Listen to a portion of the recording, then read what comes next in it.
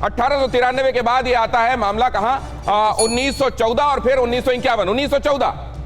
देखिए 1914 में एक शिमला एकॉर्ड हुआ जहां पे तिब्बत, चीन और इंडिया। अब आप बात करेंगे तिब्बत कहां से आया, उस वक्त तिब्बत एक ऑटोनॉमस स्टेट था, वहां कब्जा किया है चीन ने। तीनों को बुलाया गया, वहां फिर से बात हुई, लेकिन चीन वहां से भाग गया और फिर से एक बार मैकमोहन लाइन बनाई गई, जिसको कि अभी भी चीन नहीं मानता है। अभी हम उधर जाएंगे नहीं, लेकिन चीन उस लाइन को नहीं मानता है। तो ये लगभग वैसा ही जैसा पाकिस्तान के साथ शिमला समझौते में हम देखते हैं पाकिस्तान किस तरीके से उस समझौते को देखता है, उसी तरीके से ये शिमला समझौता हुआ जिसमें 1914 में मैकमोहन लाइन बनाई गई।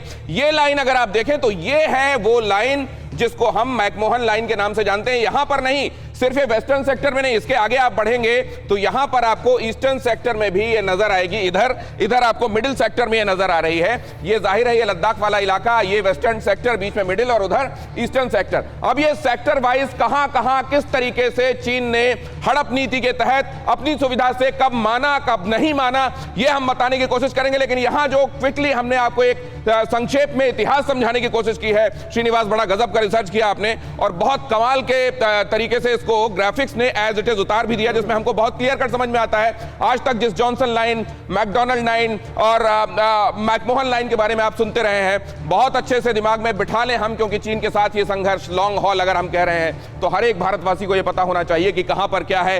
ये है, एक बार फिर से दोहरा दें, जॉनसन लाइन जो आपको नजर आ रही है, जिसमें अक्साई चीन को अंदर समेटा गया है। फिर उसके बाद आइए अगर आप मैकडोनल्ड लाइन, तो इसमें ये डॉटेड लाइन आपको दिखाती है कि इसमें अक्साई चीन को चीन की तरफ दिखाया गया है, भारत के हिस्से में नहीं दिखाया गया है। फिर 1914 मैकमोहन लाइन भारत का, ये अरुणाचल का हिस्सा, ये नहीं। आपको ये डिटेल में आपको आगे बताऊंगा कि किस में क्या है और किसको नहीं माना जाता, लेकिन यहां पर आप देख लें, ये है McMahon line.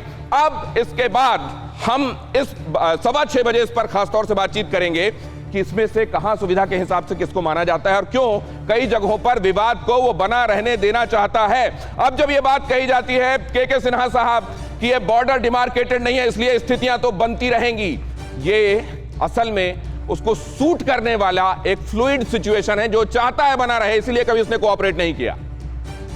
Dinesh, absolutely sir.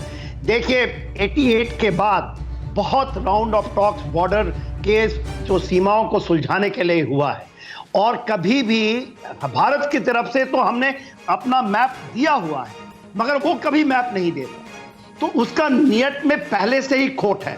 और उसने 5-5 एग्रीमेंट कर लिया, और जब एग्रीमेंट किया तब आपके पीठ में छुरा घोपा। लेटेस्ट मैं बताता हूं, 2013 में बॉर्डर एग्रीमेंट किया गया और उसने ब्लैक टॉप रोड, क्योंकि अभी पूरी देश जानती है, जो आप फिंगर 8 से लेकर के फिंगर 4 तक, फिंगर 5 तक ब्लैक टॉप रोड बना लिया।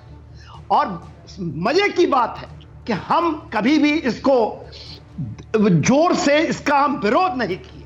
प्रॉब्लम वहां है, प्रॉब्लम के सिन्हा साहब ने एक बड़ी बात कही है कि हमको जितना जोर से सशक्त तरीके से इसका विरोध करना चाहिए, हमने